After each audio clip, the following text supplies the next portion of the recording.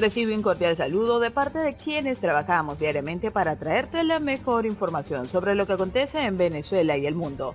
Tu canal Hechos Internacionales. Entre tanta tira y encoge sobre las decisiones que se toman en la Asamblea Nacional, hay preguntas de suma importancia que no han sido respondidas por los diputados al Parlamento y que los venezolanos necesitamos conocer para estar claros sobre lo que se viene. Y también para saber, como dicen por ahí en términos criollos, para quién estamos trabajando. Dos preguntas de suma importancia que nos darán la claridad para la ruta que debemos seguir en los próximos días, en vísperas de las elecciones y la próxima marcha convocada por el presidente interino Juan Guaidó. La primera pregunta que será respondida el día de hoy es, luego de la designación del Comité Preliminar de Postulaciones Electorales, ¿qué viene?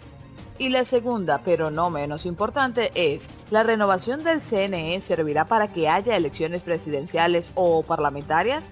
Quédate con nosotros para que conozcas las interesantes respuestas a estas preguntas que sin duda alguna debemos de tener en claro todos los venezolanos. Y mientras los diputados de la bancada de la Unidad hablan de elecciones presidenciales, los de la bancada del Gran Polo Patriótico hablan de elecciones parlamentarias.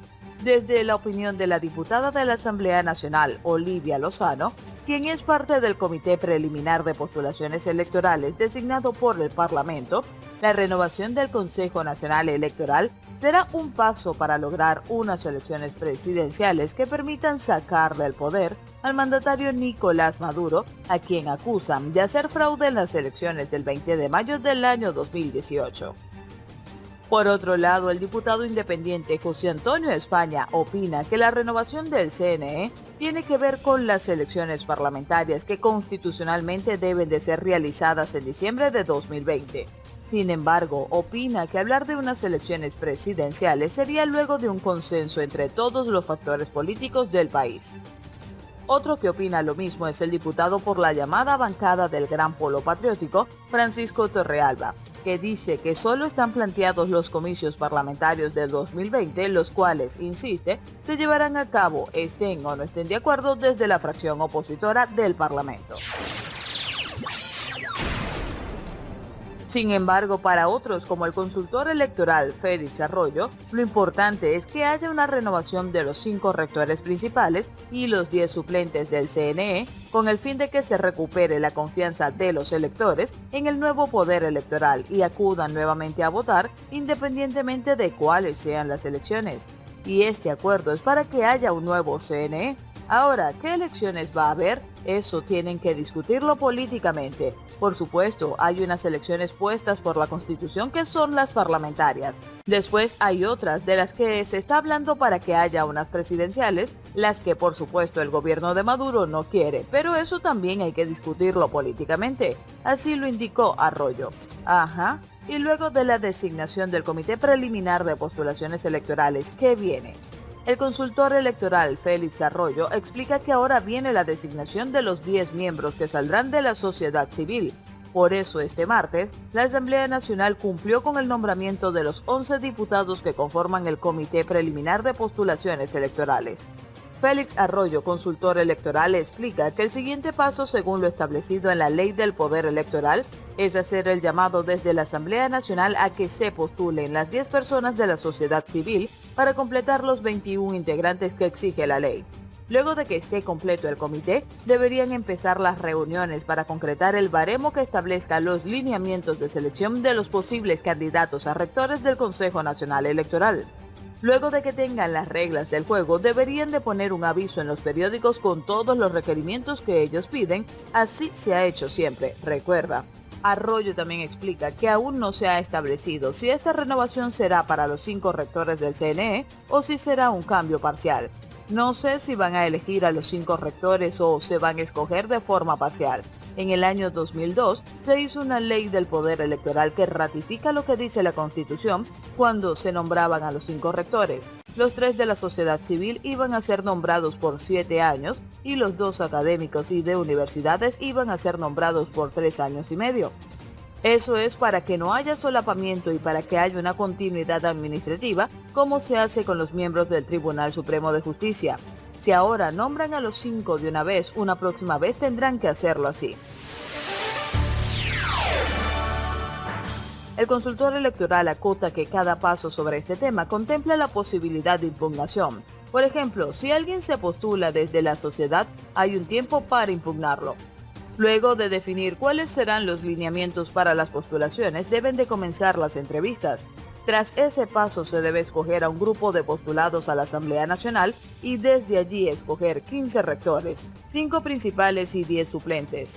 Arroyo considera que si eso no se hace así, no tiene sentido, pero también recuerda que en los últimos 16 años, con excepción de los años 2005 y 2010, cuando la Asamblea era de un solo color, todas las designaciones de rectores han sido desde el Tribunal Supremo de Justicia y si eso llegara a ocurrir en la actualidad, con el Poder Judicial de un solo color, los nuevos rectores serían nuevamente escogidos a conveniencia, 4-1-3-2, lo que Arroyo considera una dádiva.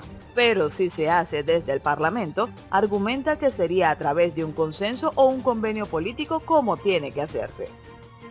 De igual forma, Arroyo no pone sus manos al fuego por este método. No funciona muy bien, dice. Igualmente, dice que tampoco sería conveniente que la elección se haga solo desde la bancada de la llamada Mesa de la Unidad Democrática.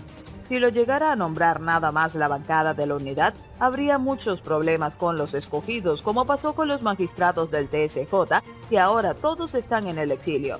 Y si lo nombran solo desde la llamada bancada del Gran Polo Patriótico, también va a haber problemas porque aseguran que no habrá credibilidad y una de las razones del cambio en el CNE es para que haya credibilidad a los electores. Alguien vendió la idea de que no votar era conveniente. Eso es completamente equivocado. Siempre hay que votar. Si no, miren lo que pasó en Bolivia. Fueron a votar, les hicieron trampa, se descubrió y pasó lo que pasó, señala. Y a pesar de su escepticismo, Arroyo tiene esperanza de que este consenso, que hasta ahora se ha logrado entre el PSV y la oposición, salga un nuevo CNE. Esa es la esperanza, pero eso también ocurrió en el 2003 y al final los escogió el TSJ. Yo espero que esto llegue al final y que sea nombrada por los 2/3. Llegar a eso es fácil si se ponen de acuerdo. Con que hayan 40 del PSV y 80 de la Unidad se llegan a más de los 2/3. Lo ideal es que lleguen a un acuerdo político para que sean nombrados al menos 2 rectores que tiendan hacia el chavismo y 2 que tiendan hacia la oposición y uno que sea imparcial, aunque es bien difícil conseguir a alguien que sea puro políticamente. Sí, y así como lo ves, el consenso sobre la renovación del poder electoral se mantiene dentro de la Asamblea Nacional. Durante la sesión ordinaria del martes 12 de noviembre, con una seguridad inusitada, fueron recibidos periodistas, invitados y diputados en el Palacio Federal Legislativo, debido a una marcha oficialista por la situación de Bolivia, que trató de ser incluida por la fracción del Partido Socialista Unido de Venezuela como un punto del orden del día, pero que ni sus mismos parlamentarios votaron.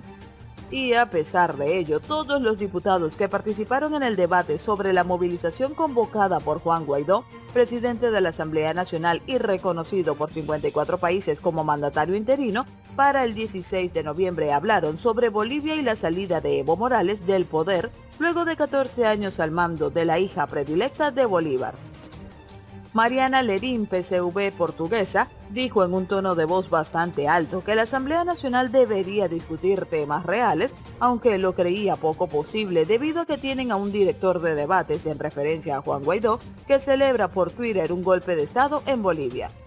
Y sin bajar el tono, la diputada aseveró que en Venezuela el chavismo cuenta con una tremenda fuerza armada, un pueblo que no come cuentos ante dirigentes de laboratorio, con lo cual desestimó el llamado a protestar hecho por la oposición para el sábado 16 de noviembre. Y a pesar de esto, aceptó el hecho de que se verán las caras ese día en la calle, pero el Nicolás Maduro seguirá siendo presidente. Arqueli Perfecto, Encuentro Ciudadano por el Estado Miranda, no esperó mucho para responderle a la oficialista. Aquí hay gente que no deberían ser políticos sino actores porque se cree en el personaje. Una frase que levantó risas, abucheos y aplausos por igual.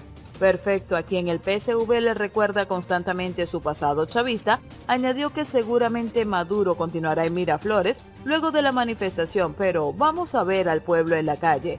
En Ecuador un pueblo, en Chile es un pueblo. Aquí, ¿quiénes somos? Un pueblo que va a seguir en la calle. Y esa amenaza se la recordó el diputado Carlos Valero de Un Nuevo Tiempo por Táchira, quien lo increpó para tratar de imponer miedo ante un posible allanamiento de inmunidades, algo que han hecho con 19 parlamentarios opositores desde el mes de mayo. Esa es su democracia. Valero señaló que seguirán convocando a las protestas, pues hay miles de razones para hacerlo en el país. Nosotros no estamos convocando guarimba, es un movimiento cívico, pacífico y constitucional. Vamos a salir a exigir el cese de la usurpación, mostrar que hay un proyecto de país distinto. La última intervención le correspondió a Henry Ramos Aluc de Acción Democrática por el Distrito Capital, quien destacó que el hecho de que la oposición ponga el acento con un debate indica que en Venezuela no se respeta ni siquiera el derecho a protestar. Y así hemos llegado al final por el día de hoy. Esto fue Hechos Internacionales. Chao, chao.